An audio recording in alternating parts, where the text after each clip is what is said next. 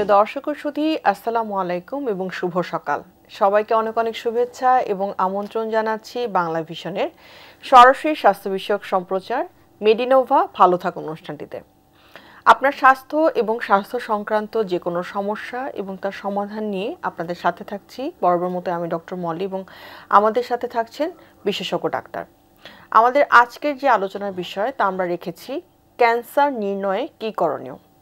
দর্শক, যখন ক্যান্সারের বিষয়টিতে মাথায় আসে যে আমরা কি মেডিসিন একটা ডক্টর দেখাবো নাকি একজন সার্জনের কাছে যাব, অনেকে সাজেস্ট করেন সরাসরি ক্যান্সার বা বিশেষজ্ঞের কাছে যেতে। আসলে কার কাছে শুরুতে যাওয়া উচিত ছিল বা এই বিষয়গুলোতে আমরা আসলে কোন দিকে যেতে পারি পরবর্তীতে এবং কিভাবে কার কাছ থেকে চিকিৎসাগুলো নিব, প্রতিটি বিষয় নিয়ে আজকে আমরা চেষ্টা করব ক্লিয়ার করার জন্য। প্রতিটা প্রশ্নই আমাদের ওভাবেই থাকবে এবং এই বিষয়গুলো নিয়ে কথা বলবার জন্য আমাদের সাথে আজকে উপস্থিত আছেন অত্যন্ত সুনামধন্য অধ্যাপক ডাক্তার স্বপন বন্দ্যোপাধ্যায়, প্রাক্তন পরিচালক, জাতীয় ক্যান্সার ইনস্টিটিউট, ঢাকা। দর্শক, আমাদের আজকের যে অনুষ্ঠানটি তার সরাসরি সম্প্রচার করা হচ্ছে। আপনারা চাইলে ক্যান্সার বিষয়ক যে কোনো ধরনের প্রশ্নের জন্য, যে কোনো ক্যান্সারের বিষয়ক যে কোনো প্রশ্নের জন্য আমাদের আজকে বিশেষজ্ঞ ডাক্তারের সাথে আমাদের স্ক্রলে দেখানো নাম্বারে সরাসরি ফোন করে কথা বলতে পারেন এবং সেই সাথে ফেসবুক থেকে প্রোগ্রামটি দেখার জন্য আপনারা লগ ইন করতে পারেন www.facebook.com/banglavision এই লিঙ্কটিতে। চলুন দর্শক, আজকে আলোচনা শুরু করা যাক। শুরুতেই স্যারকে অনেক ধন্যবাদ জানাচ্ছি স্যার আমাদের সাথে আজকে স্টুডিওতে এসে জয়েন করার জন্য। থ্যাংক ইউ ডক্টর মলি এবং বাংলা ভিশনকে, স্পেশালি দর্শকদেরকে যারা আসলে খুব বিড়ম্বনায় পড়ে যান ক্যান্সার নির্ণয় থেকে চিকিৎসার শেষ অবধি পর্যন্ত। সেই বিষয়ে আমাদের আজকে একটু আলোচনা করার সুযোগ আছে। আমরা আজকে চেষ্টা করছি যে আমরা গদবাধা কিছু কোশ্চেন করি সবসময়, সেখান থেকে একটু বেরিয়ে আসি, কারণ স্পেসিফিকলি দর্শকদের মনের যে প্রশ্নগুলো সেই প্রশ্নগুলো নিয়ে আজকে আমরা কথা বলবো। স্যার, শুরুতে একটু জেনে নিই যে আমাদের দেশের প্রেক্ষাপটে এখন এই মুহূর্তে সিনারিওটা যদি বলেন যে কি কি ক্যান্সারগুলো খুব বেশি পাচ্ছেন স্যার আপনারা এই মুহূর্তে দাঁড়িয়ে আমরা যেসব ডিজিজ খুব ব্যাডলি আমাদেরকে ভোগাচ্ছে তার ভিতরে অন্যতম তিনটা রোগের নাম বলি, তিনটা অংশ। একটা হচ্ছে ডায়াবেটোলজি, এর কমপ্লিকেশন, কার্ডিওলজি অর্থাৎ হৃদরোগ এবং তার কমপ্লিকেশন, এবং অঙ্কোলজি অর্থাৎ ক্যান্সার এবং এর সিকোয়েন্স। আমি ক্যান্সার এক্সপার্টিস হিসেবে অঙ্কোলজিক্যাল বিষয়গুলো নিয়ে আলোচনা করব এবং যে কমন ক্যান্সারগুলো আমরা প্রায় প্রতিদিন প্রতি মুহূর্তে এনকাউন্টার করি, আমাদের রোগীরা যে প্রবলেমগুলো নিয়ে আসে তার ভিতরে যেগুলো খুব কমন কয়েকটা নামই বলি। পুরুষদের ক্ষেত্রে ফুসফুসের ক্যান্সার খুবই একটা কমন ক্যান্সার, মেয়েদের ক্ষেত্রে ব্রেস্ট ক্যান্সার, পাশাপাশি কার্সিনোমা সার্ভিক্স অর্থাৎ জরায়ু মুখের ক্যান্সার। ছেলে মেয়ে নির্বিশেষে একটা কমন ক্যান্সার পাওয়া যায়, সেটা হচ্ছে ইসোফেগাস অর্থাৎ খাদ্য নালীর ক্যান্সার। তার একটু নিচে স্টোমাক ক্যান্সারও খুব খুব কমন। আবারও পুরুষ নারী নির্বিশেষে মলদ্বারের ক্যান্সার অর্থাৎ আমরা কোলোরেক্টাল ক্যান্সার বলে একটা শব্দ বলি, এগুলো হচ্ছে মোটা দাগে বাংলাদেশে প্রায় ডেইলি এই জাতীয় রোগী আমাদের সামনে চলে আসে এবং আনফর্চুনেটলি লট অফ রিজনস থাকতে পারে এর পিছনে। চিকিৎসকের অনেকটা আমাদের পেশেন্টদেরও এই রোগটা এতটা বিলম্বে ডিটেক্ট করে, অর্থাৎ এই রোগগুলো ট্রিটেবল, চিকিৎসা দেওয়ার উপযোগী অবস্থায় না এসে অনেকটা বিলম্বে আসে এবং আমাদের আলোচনার ফোকাসটা এই বিলম্বটা কিভাবে ভেঙে দেওয়া যায় সেটাই স্যার আমরা আলোচনা করবো। আমরা তার আগে যাওয়ার আগে একটু স্যার আরেকটু বিষয়গুলো জেনে নিই যেগুলো কমন প্রশ্ন থাকে। কিছু মানে কারণ থাকে, আমরা আসলে মানে বারবার যখন ট্রিটমেন্টের দিকে যাই, যখন দেখি যে ক্যান্সার ট্রিটমেন্টটা অনেক বেশি কস্টলি, অনেক বেশি ব্যয়বহুল, আমরা তখন শুরুর দিকে আবার চলে যেতে চাই যে কী কারণে আসলে হয়েছিল, কেন ওই কারণটাকে আসলে তাহলে আমরা, কারণ যখন কস্টিংয়ের বিষয়টা আসে তখন দেখে যে অনেকে সর্বশান্ত হয়ে যান, এরকমও বিষয় থাকে। তো তখন তাদের মনে একটা প্রশ্ন থাকে যে কী কারণে আসলে হয়েছিল, কারণগুলোকে আমরা প্রতিরোধ করতে পারতাম কিনা বা চাইলে করা যেত কিনা। তো সেইখান থেকে স্যার যদি একটু বলি যে কারণগুলো কী থাকে স্যার। ক্যান্সারের কারণ বলতে কোনো ইউনিল্যাটারাল আনসার অর্থাৎ একতরফা আনসার নাই, নট ইন দ্য সায়েন্স। বিজ্ঞান এখনো উপযুক্তভাবে এর এক্সাক্ট কজ না বলে কতগুলো ঝুঁকিপূর্ণ ফ্যাক্টরের কথা বলছে, মানে এই ফ্যাক্টরগুলো থাকলে আপনার ক্যান্সার হবে ঠিক তা না, but you are in the risk group. সেই রিস্ক গ্রুপগুলো সম্ভাবনার কথাটা আমরা বলতে পারি। যেমন একটা বড় ব্যাকগ্রাউন্ড হচ্ছে আপনার এইজ, অর্থাৎ আপনার যত বেশি বয়স হবে 40+, আমাদের গড়ায়ু কোথায় ছিল 52, এখন 70+। গড়ায়ু বৃদ্ধির সাথে কিন্তু ক্যান্সারের একটা ডিরেক্ট সম্পর্ক রয়ে গেছে, অর্থাৎ আপনার যত বেশি বয়স ক্যান্সার আক্রান্ত হওয়ার ঝুঁকি তত বেড়েই চলছে, নাম্বার 1। নাম্বার 2, আপনার কতগুলো বিষয় জেন্ডার স্পেসিফিক ঝুঁকি রয়েছে, যেমন মেয়েদের ব্রেস্ট ক্যান্সারের ঝুঁকি 25 অনওয়ার্ডস, যাদের বয়স অটোমেটিক্যালি 8 জন মেয়ের একজনের কিন্তু ব্রেস্ট ক্যান্সার আক্রান্ত হওয়ার ঝুঁকি থাকে। এটা হচ্ছে জেন্ডারের দিক। এইবার আসি অভ্যাসের দিকে, যেগুলো প্রিভেন্টেবল। একটা লোক জীবনের 15-16 থেকে 20 বছর বয়স থেকে ধূমপান, বিশেষ করে পুরুষরা শুরু করে, ওই যে ধূমপান এবং ক্যান্সারের একটা ক্লিক, শার্প ক্লিক যেটা, সেটা হচ্ছে মিউটেশন আমাদের ভাষায়। অর্থাৎ আমাদের যে বডির তৈরি করা এবং আমাদের চলাফেরা সব কিছু জিন্স দ্বারা নিয়ন্ত্রিত। সেই জিনের যখন বিকৃতি ঘটে, প্রথম বিকৃতি মেডিকেল সায়েন্স গেস করতে পারে না, কিন্তু ঘটনার পরে জানে যে এই বিকৃতিটা ঘটেছিল। এই যে জিনের চেঞ্জ অথবা মিউটেশন, সেটার একটা বড় কারণ এবং প্রমাণিত, সেটা হচ্ছে টোবাকো, এনি ফর্ম। আপনি ধূমপান করেন, আপনি তামাক জাতীয় দ্রব্য চিবিয়ে খান, সবটাই কিন্তু আপনাকে ফাইনালি একটা জিনের মিউটেশন করবে। কিন্তু কবে, এইটা কিন্তু one fine morning nobody knows. রোগী যখন ক্যান্সার আক্রান্ত উপসর্গ অথবা ফাইন্ডিংস নিয়ে আমাদের কাছে আসে, তখন কিন্তু এটা মাচ মোর ডিলেড, অনেক বিলম্বিত। ফিজিক্যাল এক্সপোজার সানের, আপনি দীর্ঘ সময় রোদ্দুরে কাজ করছেন, আপনার সান প্রোটেক্টিভ মেজার্স নেই অথবা অজ্ঞাত, সেই সব ক্ষেত্রে কিন্তু স্কিন ক্যান্সারের ঝুঁকি বাড়তেই থাকে। ধূমপায়ীদের কি ক্যান্সার বাড়ে? ফুসফুস ক্যান্সার। একদমই ওয়েল ডিফাইন্ড একটা ক্যান্সার হচ্ছে ফুসফুসের ক্যান্সার, যেটার কারণ হচ্ছে টোবাকো অ্যান্ড টোবাকো। আমাদের মেয়েদের একটা কমন ক্যান্সার ঘটে, সেটা হচ্ছে জরায়ুমুখের ক্যান্সার।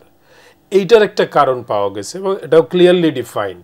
সবগুলো ক্যান্সারে কিন্তু কারণ ওইভাবে বলা যায় না, কিন্তু মেয়েদের ওয়াই ডাজ ইট হ্যাপেন, কেন ঘটছে, এনাদের দেখা যায়, দেখবেন আমাদের ধর্মীয় অনুশাসন বলি, সামাজিক টাবু বলি, আমাদের মেয়ের বিফোর 18, যেখানে কনস্টিটিউশনালি 18-এর আগে বিবাহ নিষেধ, সেখানে কিন্তু 16-15-এ কিন্তু প্রচুর বিবাহ হচ্ছে।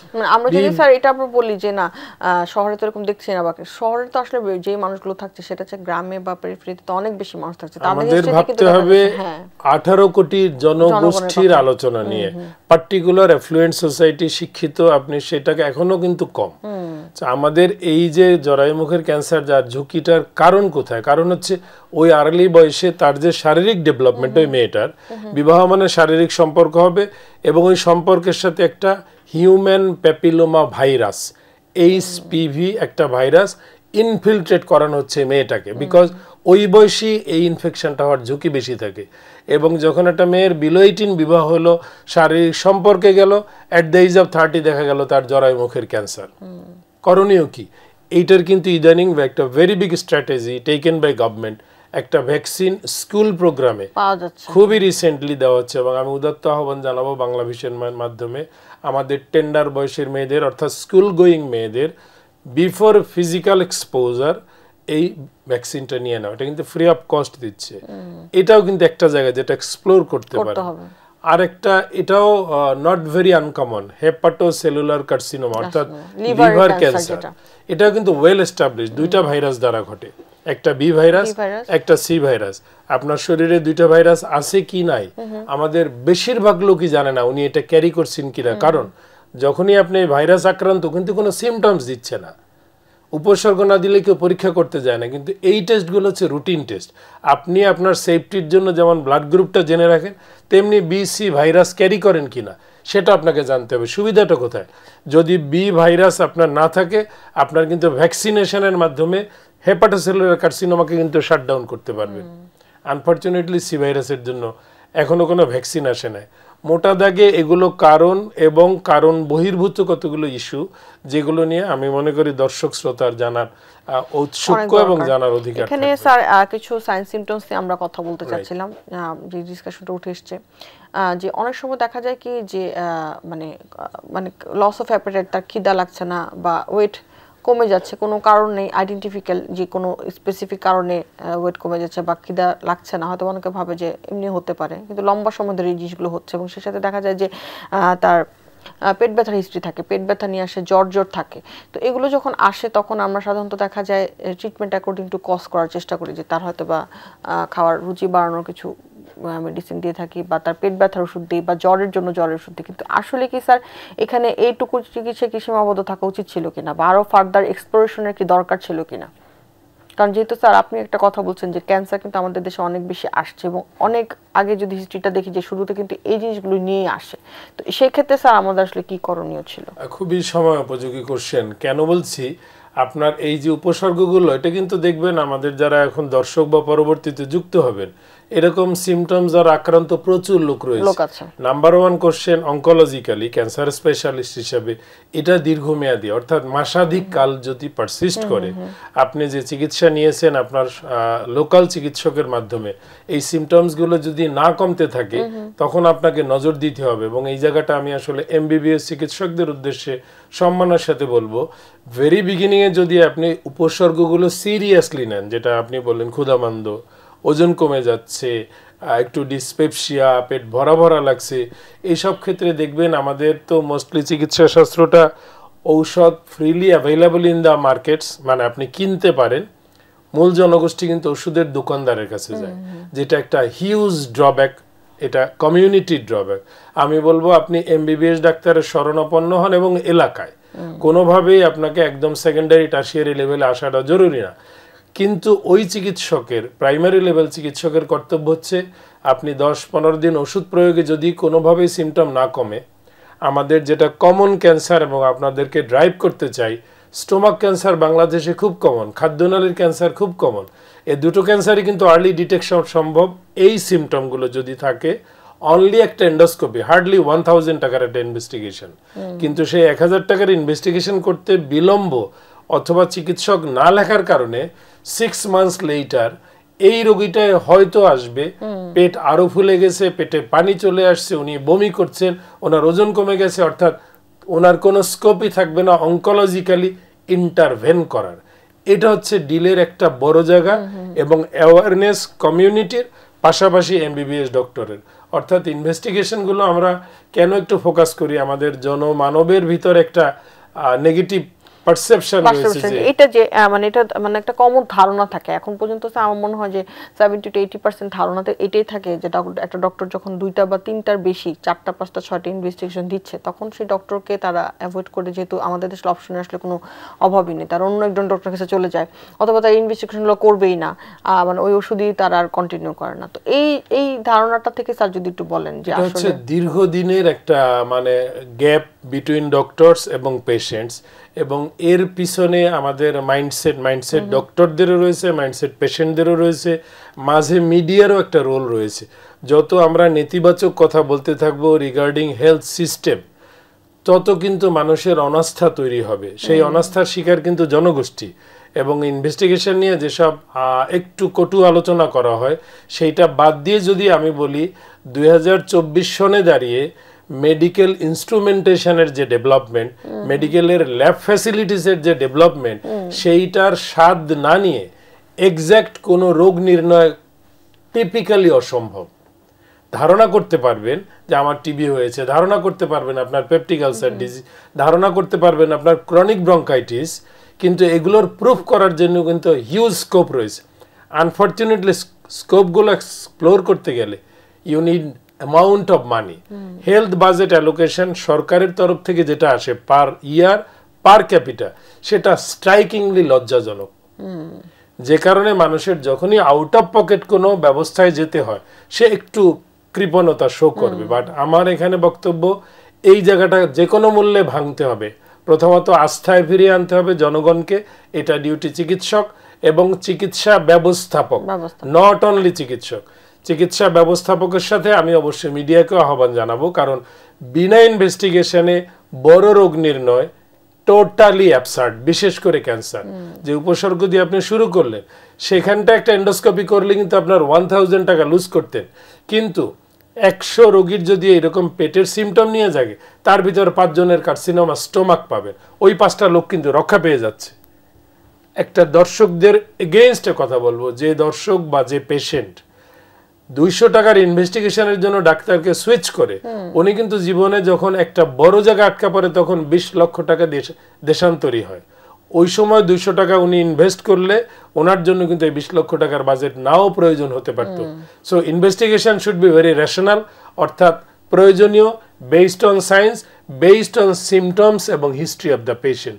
এই পেশেন্ট হিস্ট্রি এবং তার সাথে কথোপকথন, ফিজিক্যাল এক্সামিনেশন, এগুলোকে যখন চিকিৎসক পুঁজি করে কনভিন্স করতে পারবে, তখন ইনভেস্টিগেশনগুলো আমি আশা করি আপনাদের মাধ্যমে যে ওনারা একটু অনুপ্রাণিত হবেন এগুলো করার জন্য। এখানে খুবই গুরুত্বপূর্ণ একটা কথা বলেছেন যে স্যার, আমরা যখন মৃত্যু আসলে একদম দোরগোড়ায় এসে যায়, তখন কিন্তু মানুষ ঠিকই কোনো না কোনো ব্যবস্থা করে কিছু টাকা নিয়ে হলেও কিন্তু বাঁচার একটা চেষ্টা করে। তো এই বিষয়টিতে যদি তারা শুরুতেই আসলে ইনভেস্টিগেশনগুলো করে নিত, তাহলে তো আর্লি ডিটেকশন করলে, যেটা আমরা অনেকটাই জানি যে অনেক ক্যান্সারই কিন্তু এখন আর্লি ডিটেক্ট করলে কিন্তু পুরোপুরিভাবে আমরা মানে নির্মূল করতে পারছি। এই বিষয়টা কিন্তু তখন তারা করতে পারতো, যেটা আমাদের দেশে আসলে সবচেয়ে বেশি সমস্যাটা কিন্তু এখানেই, যে সবাই ক্যান্সারের একদম লেট স্টেজ যেটা বা লাস্ট স্টেজে কিন্তু আমাদের দেশে আসে। শুরুর দিকের স্টেজে ক্যান্সারের পেশেন্ট পাওয়াটা এখন কিন্তু স্যার অনেকটাই কম। এখানে স্যার মেল পেশেন্ট, আপনি অলরেডি স্যার একটা কথা বলছিলেন যে ফিমেল পেশেন্টের কিছু সমস্যাগুলি আমরা কথা বললাম, আবার বলবো তার আগে একটু মেল পেশেন্টের বিষয়টিতে আসি। যে লম্বা সময় ধরে কাশি হচ্ছে, গলা ব্যথা বা গলা ব্যথার সমস্যাটা বেশি থাকে, সেই সাথে দেখা যাচ্ছে জ্বর, কিন্তু নর্মাল কিছু ডিসপেন্সারি থেকে বা ফার্মেসি থেকে ওষুধ কিনে খাচ্ছে এবং বছরকে বছর দেখা যাচ্ছে এই ওষুধ কিন্তু খেয়ে যাচ্ছে। তো ভাবছে যে হয়তো বা ওয়েদার চেঞ্জ হচ্ছে, ঠান্ডা কাশি, এই জন্য। তো এখান থেকে স্যার যদি একটু বলেন যে এইখান থেকে কি কোনো ধরনের কোনো কিছু ইন্ডিকেট করে কিনা ক্যান্সারের দিকে? যে আমাদের বুকের যে প্রবলেমগুলো কমনলি আসে, একটা হচ্ছে দীর্ঘমেয়াদী কাশি, কেউ কেউ এর সাথে গলাটাও একটু বসে যায়। আমি আবারও বলছি, দীর্ঘমেয়াদী মানে মাসের অধিক কাল। আপনার একটু ওজন কমে যেতে পারে, বুকে ব্যথা হতে পারে, কখনো কখনো কাশির সাথে একাট্টু রক্ত যেতে পারে। এইরকম সিমটমগুলো প্রাইমারিলি, আমি বারে বারে বলছি প্রাইমারিলি, কারণ এই সিমটমগুলোর সাথে একটা বুকের এক্সরে ডিরেক্ট সম্পর্ক রয়েছে। আপনার কোনো বুকের এই জাতীয় কমপ্লেইনে 15 ডেইজেও যদি এটা না কমে, 15 ডেইজ আপনার চিকিৎসক না বললেও রোগীকে করতে হবে একটা বুকের এক্সরে। কারণ হচ্ছে আমাদের পুরুষ ছেলেদের প্রচুর লাং ক্যান্সার এবং ভীষণ বিলম্বে নির্ণীত হয়। তার কারণ হচ্ছে এই যে ডিসপেন্সারি, ফার্মেসি এবং চিকিৎসক কিছু ঔষধ লিখলো, বাট একটা এক্সরে করতে দিল না। উপজেলা হেলথ কেয়ার বা কমপ্লেক্স বলি, অনেক জায়গায় দেখবেন এক্সরে মেশিন হয়তো চলছে না। আমি রিপিটেডলি বলি, গভর্নমেন্টের একার পক্ষে সমস্ত হেলথ বার্ডেন কমব্যাট করা অ্যাবসলিউটলি অ্যাবসার্ড। সো আপনাকে কোনো না কোনো জায়গায় কিন্তু বাজেট অ্যালোকেট করতে হবে। একটা বুকের এক্সরে এই জাতীয় সিমটম থাকলে কিন্তু ওই চিকিৎসককে এমবিবিএস এবং লোকাল একটা গাইড দিতে পারে যে এখানে সামথিং রং। নিউমোনিয়া হোক, আপনাদের ক্রনিক ব্রঙ্কাইটিস হোক, টিবি হোক অথবা ক্যান্সার হোক, এই চারটাই ভেরি কমন। এর ভিতরে কোনটা, এটা কিন্তু এমবিবিএস ডাক্তারের জন্য কিন্তু ইজিলি ফিল করতে পারবে। নিশ্চিত না করতে পারলে ফিল করতে পারবে এক্সরেটা দেখে অ্যাট লিস্ট। আমাদের কোশ্চেন হচ্ছে ফিলিং থেকে কিন্তু পরবর্তী পরীক্ষাগুলো চলে আসে। কিন্তু আপনি যদি ফিলটাই না করেন প্রথম, যেটা হতে পারে, তাহলে কিন্তু ওই একই রোগী 6 মাস পরে যখন আর কোনো রাস্তা থাকবে না, হয়তো কোনো চিকিৎসক আমাদের মতো বলবে যে আপনার স্টেজ 4, 1-2 ক্যান্সার নির্ণয় মানে লট অফ স্কোপ, কিন্তু 3-4 মানে স্কোপ অনেক কমিয়ে ফেললেন। সো বিগিনার এবং বিগিনিং ডক্টর তাদেরকে এই সিমটমসগুলোকে অন্তত একটা বুকের এক্সরের মাধ্যমে নিষ্পত্তি না বলি, সূচনা করা উচিত পরীক্ষা নিরীক্ষার।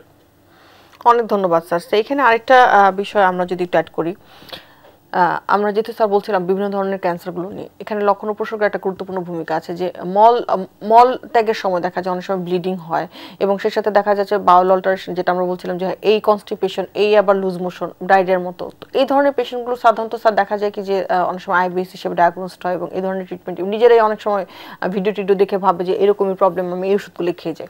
তো এখানে স্যার আপনার মতামতটা কি, যে আসলে এই ধরনের পেশেন্টগুলো কি করা উচিত ছিল, বা আসলে পরে কি করা উচিত তাদের পরীক্ষা নিরীক্ষার ক্ষেত্রে?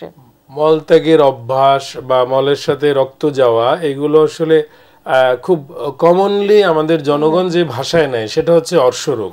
রোগী নিজে এসে তার রোগের একটা নাম্বার বলে দেয় যে আমার অর্শ আছে, অথবা চিকিৎসক জিজ্ঞেস করলে যে আপনার কি রক্তক্ষরণ হয় কিনা, উনি উত্তর দিবে আমার পাইলসের প্রবলেম আছে।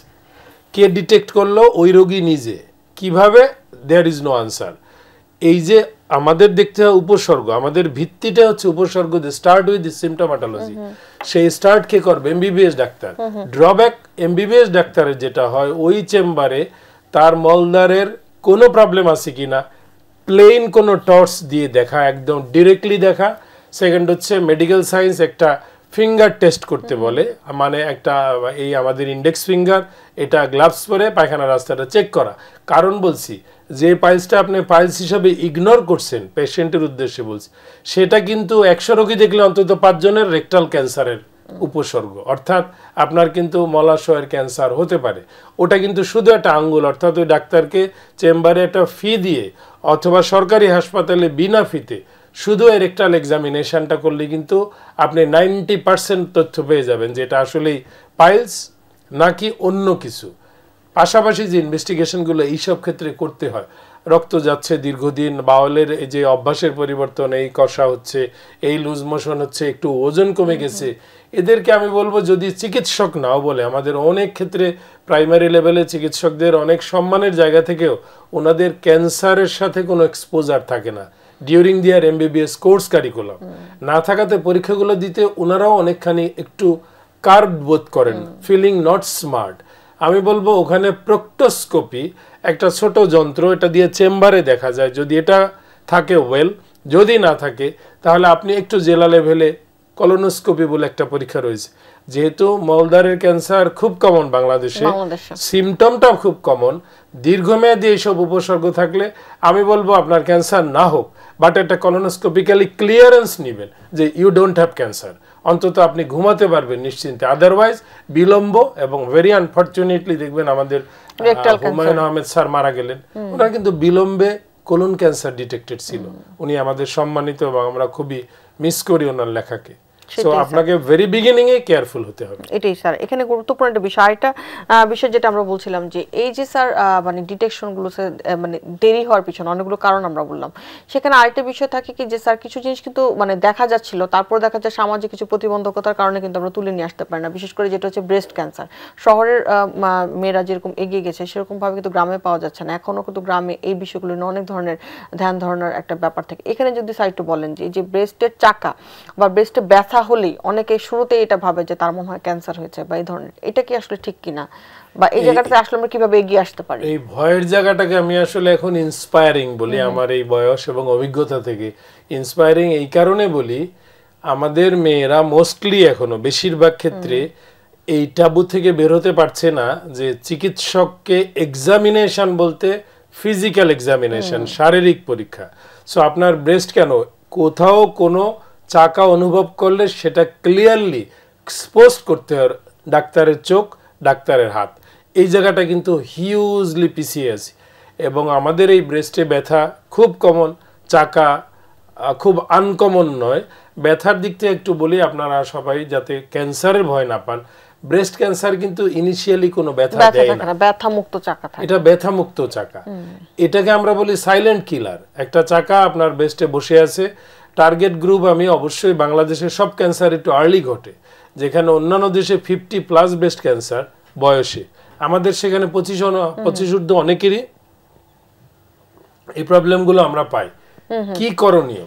প্রথম হচ্ছে এখানে স্যার করণীয়টা নিয়ে আসবো, আমাদের সাথে যারা আছেন তাদেরকে আমরা একটু বিস্তারিত জানাতে চাচ্ছি। তার আগে একটা ছোট বিরতি নিয়ে এসে আমরা স্যার ব্রেস্ট ক্যান্সারের এই বিষয়টিতে বা চাকা ও থাকলে কি করতে পারি সেটা নিয়ে জানবো।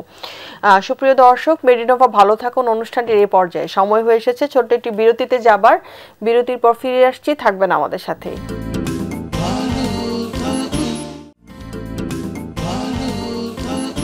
সুপ্রিয় দর্শক, বিরতি শেষে আবারও ফিরে এলাম মেডিনোভা ভালো থাকুন অনুষ্ঠানটিতে। যাবার আগে আমরা কথা বলছিলাম ক্যান্সারের বিভিন্ন বিষয় নিয়ে, একটা গুরুত্বপূর্ণ আলোচনায় আমরা ছিলাম যে ব্রেস্ট ক্যান্সারের বিষয়টিতে। স্যার একটা কথা বলছিলেন যে সাধারণত যে চাকাগুলো ফিল হয় সেটা যখন ব্যথা হয় তখন সেটাতে আসলে ক্যান্সারের সম্ভাবনাটা কম থাকে, ক্যান্সারের ক্ষেত্রে আসলে ব্যথামুক্ত চাকাটাই বেশি পাওয়া যায়। তো এখান থেকে স্যার যদি একটু বলেন যে আমরা আর্লি ডিটেক্ট করার জন্য কি কি বিষয়গুলো মাথায় রাখবো, কারণ আমরা স্যার আরও কিছু বিষয় নিয়ে আলোচনা করবো, তাই এটা আপনার কাছে ছোট করে জানতে চাচ্ছি sir.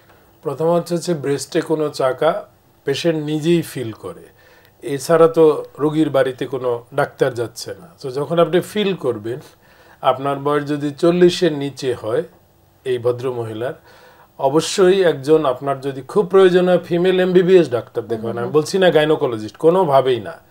Female MBBS doctor available না হলে আপনার মেল এমবিবিএস ডক্টরকে দেখাতে হবে। You must have to check.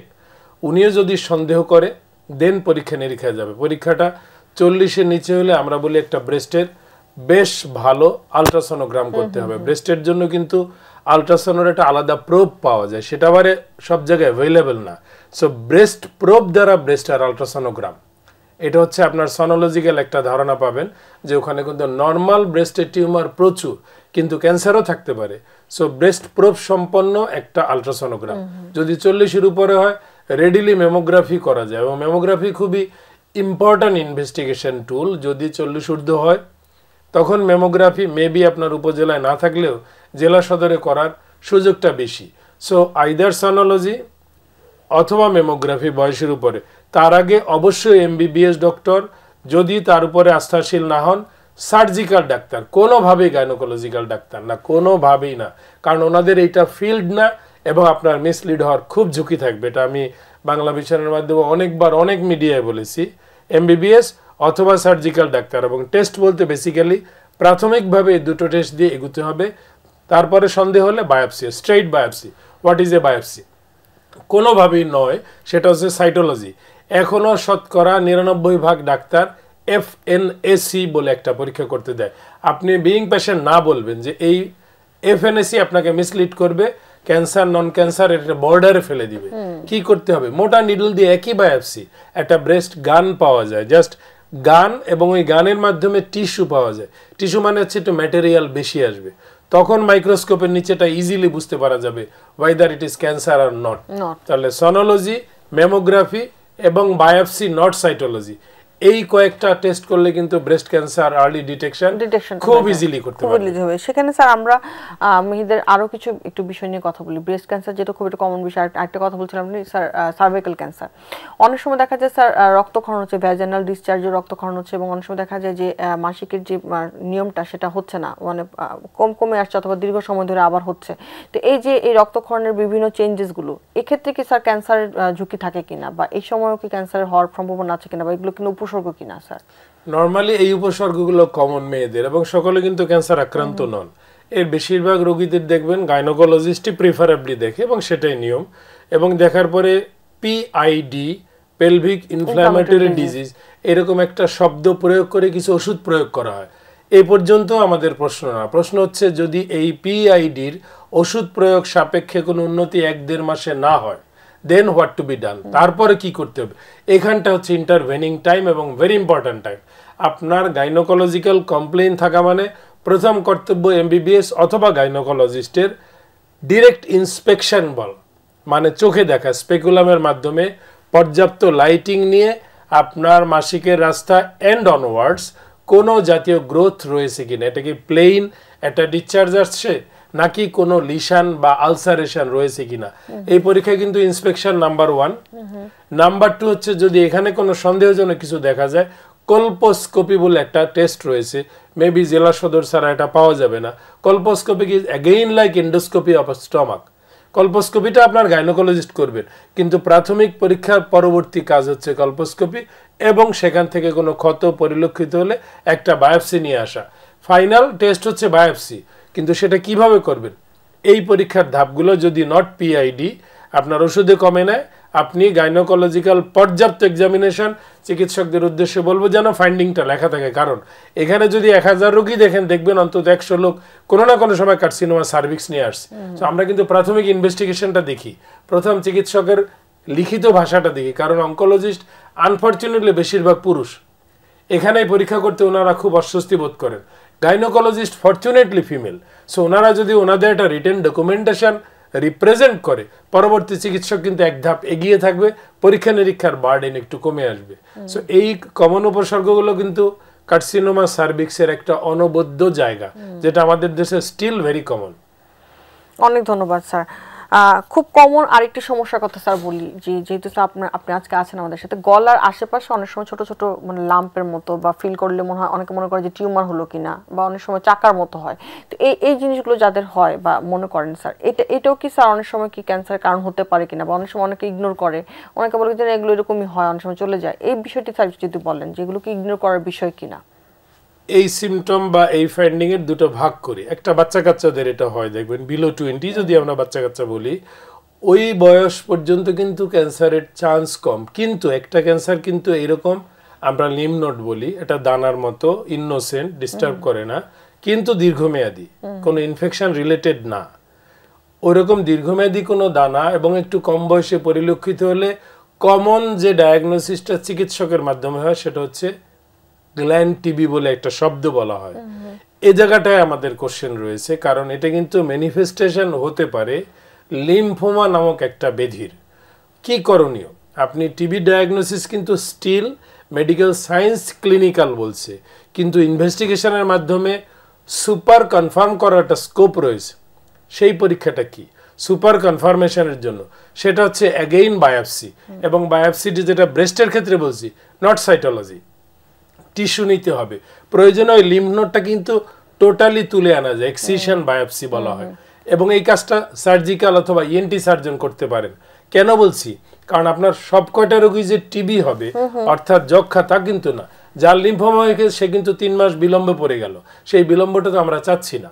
এটা হচ্ছে কম বয়সী যদি নেক নোড থাকে, একটু লেট বয়সে যদি হয় পিকচারটা একদম রিভার্স। ওখানে কিন্তু মোস্টলি ক্যান্সার আক্রান্ত রোগীর গলাতে দানা আসে, বাচ্চাদেরকে এটা মোস্টলি না আনকমনলি, এখানে কমনলি নেক নোড, এবং এই নেক নোডের একটা নাম রয়েছে সেকেন্ডারি নেক নোড। সেকেন্ডারি দ্বারা আমরা বুঝাই অন্য কোথাও কোনো ক্যান্সারের উপস্থিতি যেটার বহিঃপ্রকাশ ঘটলো নেকে। তার অন্য কোথার উপস্থিতি মানে কিন্তু ডিলে, মানে অনেক বিলম্বে আপনি দেখলেন যে এখানে একটা দানা রয়েছে। এগেইন এইটা ইভ্যালুয়েট করা মানে হচ্ছে যে আপনার একটা শত্রু ধরা পড়ার পরে মূল কালপ্রিটকে খুঁজে বের করা, মানে প্রাইমারিকে খুঁজে বের করা। এটার বায়োপসি এগেইন হয় এক্সিশন বায়োপসি, আপনি তুলে পরীক্ষা করবেন, তুলে মানে টোটালটা কেটে, অথবা একটু ওয়াইড গেজ নিডল, একটু বড় নিডল বায়োপসি করা হয়, নট সাইটোলজি। সাইটোলজি বারে বারে নিষেধ বলছি, কারণ টিস্যু ছাড়া কোনো কনফার্মেশন ডায়াগনোসিস আপনি পাবেন না। পেলে মিসলিডিং কিছু তথ্য আসবে, সেটা আপনার অর্থ এবং অনাস্থা তৈরির জন্য একটা বড় জায়গা। সাইটোলজিতে ক্যান্সার আরেকটা দেশে যায় বললো আপনার তো ক্যান্সার নাই, বাংলাদেশের রেমিটেন্স কিন্তু আরেকটা দেশে চলে গেল। এই জন্য no no no to cytology, আপনাকে বায়োপসি করতে হবে। এই যে নেক নোড যেটা আমরা কমনলি পাই সেকেন্ডারি, আমাদের বেশিরভাগ লোক একটু নামাজি এবং দাড়ি রাখেন এই বয়সে, কারণ আমি একটু বেশি বয়স বলেছি 50+। অনেকেই দেখবেন দাড়ির নিচে একটা মাস্ট অবস্থা একটা দানা রয়েছে, এবং এটা রোগী আয়নাতেও দেখতে পায় না, এবং এটা বড় বিলম্ব ঘটে। এবং এটা যদি মেয়েদের হয়, আবার এই ড্রেসের কারণে দেখবেন একটা আবৃত ড্রেসের কারণে নেকটা কিন্তু পর্যাপ্ত পরিলক্ষিত, যখন একটা আয়নায় দাঁড়াবে একজন মেয়ে অথবা পুরুষ সম্মানিত, ওনাদের কিন্তু গলাটা আর পরিলক্ষিত হয় না। তো ওনাদের কিন্তু ভেরি স্পেশালি কেয়ারফুল হতে হবে, তার রিচুয়াল ফলো করবে, কিন্তু গলায় কোনো দানা হয়েছে কিনা হলে স্ট্রেইট ফরওয়ার্ড ইএনটি সার্জন। এখানে আরেকটা বিষয় আছে যে অনেক সময় কিন্তু এটাও কমপ্লেন আসে যে লম্বা সময় ধরে গলা বসে আছে, মানে গলাটা যে মানে ভয়েসটা যেরকম ছিল তার চেয়ে অনেক বেশি বর্ষা থাকে। তো আমরা তো স্যার কিছু প্রফেশনের কথা জানি, তারা অনেক জোরে কথা বলতে হয়, বাট এই বিষয়টা যদি একটু বলেন যে এই প্রফেশনগুলো কিরকম, আর এগুলো ছাড়া যাদের হচ্ছে তাদেরকে আসলে কি করতে হবে? গলা বসে যাওয়া রিয়েলি একটা মানে বেশ বড় ঘটনা বাংলাদেশে, এবং মোস্টলি অ্যান্টিহিস্টামিন ওষুধের দোকান থেকে খায়, কেউ কেউ স্টেরয়েড জাতীয় বড়িও খায়, এবং হয়তো বড়দের একটু গার্গেল করে, একটু প্যারাসিটামল গুলো। বাট এটা কতদিন? 10 দিন, 14 দিন, 1 মাস, হোয়াট নেক্সট? যদি 1 মাস ধরেই আপনার কোনো গলা বসে যাওয়া ওই পারসিস্ট করে, আপনার ইএনটি ডক্টরের শরণাপন্ন হবে। প্রথমতই আপনার নাক কান গলা বিশেষজ্ঞকে দেখাতে হবে, এবং ইএনটি সার্জনের কর্তব্য হবে ভেরি বিগিনিংয়ে ওনার পরীক্ষা নিরীক্ষার সাথে fibre optic laryngoscopy. It's like endoscopy. গলাটা অর্থাৎ যে ভয়েস বক্স দ্বারা আমরা কথা বলি, আপনি আমি কথা বলছি স্পষ্টভাবে, সেই ভয়েস বক্সটাকে কিন্তু দেখার একটাই রাস্তা, FOL। যদি FOL করে কোনো গ্রোথ বা টিউমার পরিলক্ষিত হয়, ওই রোগীকে কিন্তু অজ্ঞান করে বায়োপসি করতে হয়, কারণ গলা বসার একটা বড় জায়গায় কিন্তু ল্যারেঞ্জিয়াল ক্যান্সার, এবং এই যে ল্যারেঞ্জিয়াল বক্স অথবা ভয়েস বক্স এর ছোট ছোট অনেকগুলো অ্যানাটমিক সাইট রয়েছে, ওই পুরোটাই কিন্তু ফাইবার অপটিক ল্যারিঙ্গোস্কোপি দ্বারা ইন্সপেক্ট করতে পারবে, এবং সুবিধা হচ্ছে একটা পিকচারও দিয়ে দিতে পারবে, এখানে আপনার টিউমারটা দেখা যাচ্ছে। রোগীকে তো ইনভেস্টিগেশনের আগে কনভিন্স করতে হয়, বায়োপসি করলে কেন করব, গলা বসাটা কেন, এগুলো চিকিৎসকের কর্তব্য। এবং একটা DL বায়োপসি, ডাইরেক্ট ল্যারিঙ্গোস্কোপি বলে, এটা ইউজুয়ালি আন্ডার অ্যানেস্থেসিয়া করতে হয়, কিন্তু যার গলা বসে গেছে 15-20 দিন, 1 মাস, তাকে কিন্তু অবশ্যই এই পরীক্ষায় ঢুকতে হবে, অ্যালং উইথ একটা বুকের এক্সরে থাকতে হবে। তো স্যার এখানে মানে অনেকগুলো গুরুত্বপূর্ণ বিষয় আজকে আমরা কথা বলি স্যার, একদমই যেহেতু শেষ পর্যায়ে আছি আমরা, সো আমাদের আজকের যে বিষয়টি ছিল এটা নিয়ে যদি স্যার দর্শকদের উদ্দেশ্যে আপনার শেষ কোনো পরামর্শ থাকে।